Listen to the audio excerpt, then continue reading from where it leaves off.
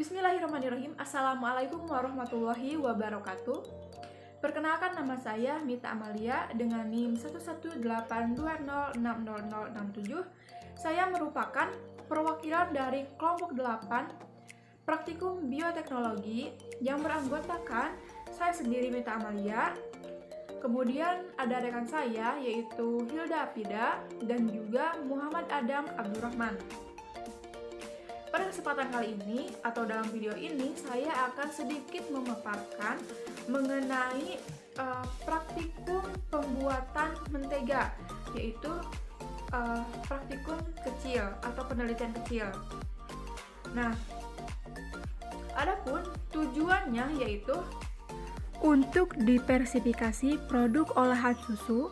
Salah satu cara pengawetan susu meningkatkan nilai ekonomis dan untuk mengetahui cara pengolahan mentega. Dan praktikum kali ini dilaksanakan pada tanggal 20 Mei 2021. Dapat kita ketahui bahwa mentega ini merupakan hasil olahan susu dan ada dua jenis rasa, yaitu asin dan tidak asin. Dijual dalam bentuk krim yang dikemas dalam kaleng atau plastik dan dalam bentuk batangan yang dikemas dalam kertas aluminium. Itu menurut Keterangan 1987. Dan dalam pembuatan mentega ini digunakan susu segar. Susu segar merupakan bahan makanan yang memiliki gizi yang tinggi karena mengandung zat-zat makanan yang lengkap dan seimbang seperti protein, kemudian ada lemak, karbohidrat, mineral dan vitamin, dan itu sangat dibutuhkan oleh manusia. Alat dan bahan yang digunakan di sini terlihat ada pengaduk untuk mengaduk, kemudian ada panci untuk pemanasan dan juga ada gelas ukur. Di sini juga ada kompor untuk memanaskan susu dan juga Yakult.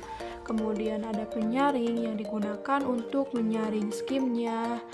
Kemudian setelah itu di sini ada mixer yang digunakan untuk charming atau pengocokan pada skimnya agar si skimnya itu menjadi rata.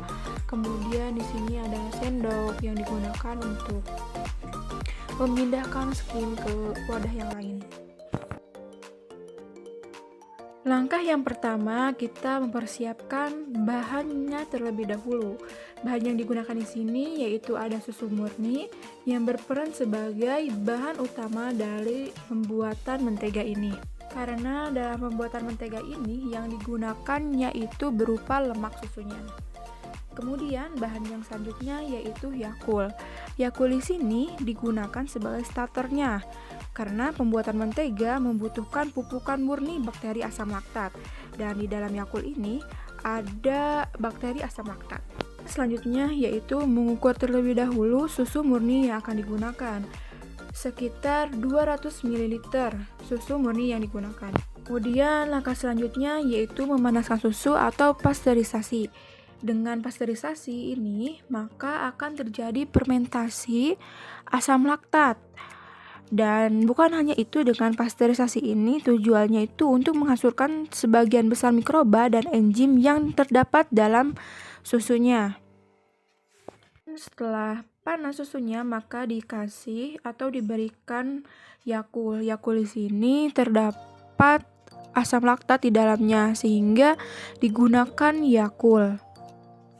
Yakult yang digunakan di sini yaitu 2 botol karena susu yang digunakan yaitu 200 ml. Dalam proses pasteurisasi ini, suhu yang digunakan biasanya sekitar 160 sampai 1700 Fahrenheit selama 25 sampai 30 menit. Kemudian langkah selanjutnya yaitu pemisahan krim dari susu. Dalam pemisahan ini digunakan dengan prinsip sentrifugasi. Dan di sini menggunakan alat yang sederhana yaitu berupa penyaringan. Penyaringan biasanya memisahkan krim susu dan skim susunya berdasarkan berat jenis. Tetapi dalam pemisahan krim susu dengan skim susunya harus dilakukan pada saat hangat atau panas. Tujuannya agar mudah dalam pemisahannya, karena apabila dalam keadaan dingin maka lemak dalam susu tidak akan terpisah karena suhunya rendah. Langkah selanjutnya yaitu churning atau pengocokan. Dalam langkah ini kami menggunakan mixer dan juga blender. Untuk proses pengadukan, dengan pengadukan atau pengocokan ini buih akan kolaps dan akhirnya terbentuk butir-butir mentega dan butir milk. Bila churning dapat berlangsung dengan sempurna, sebagian besar lemak susu akan berhasil menjadi mentega. Dan sisanya lemak masuk ke dalam susu. Kemudian langkah selanjutnya yaitu pengemasan pada mentega ini dengan menggunakan kantung plastik atau wadah yang lainnya yang berlapis agar udara tidak masuk.